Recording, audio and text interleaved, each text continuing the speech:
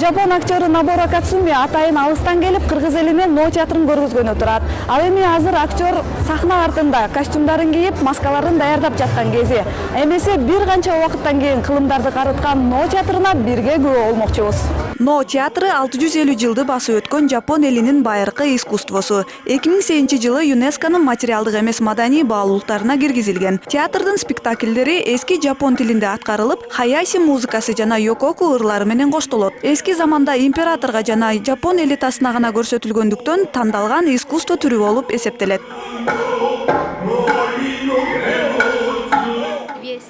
250 видов.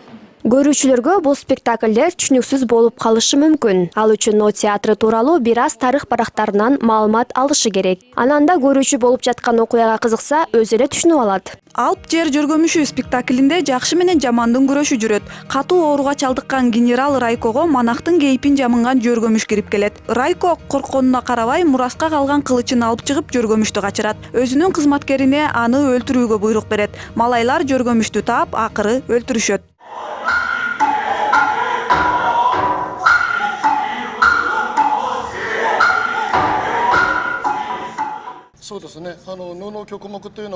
Мен Алп жүргөмүш пьесасында жүргөмүштүн ролун аткардым. Өзүңүздөр көргөндөй, ак түстөгү желелерди ыргыттым. Анткени жүргөмүш коркунучту сезгенде коргонуу үчүн сөзсүз желеси аркылуу сактанат.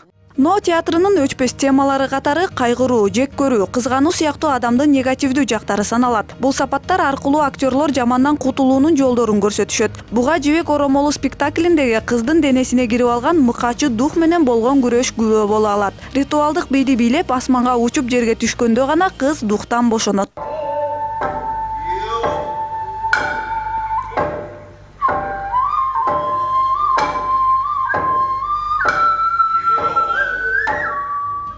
Но театры маскалардын көрсөтүүсү. Ар бир маска өзүнүн тибине жана мүнөзүнө жараша бөлүнөт. Учурда актерлор 250дөн ашык маска түрүн колдонушуп, мураска калтырып келишет. Театрда негизги ролду аткарган актер Сите деп аталып, бардык ролдорду өзү аткарат.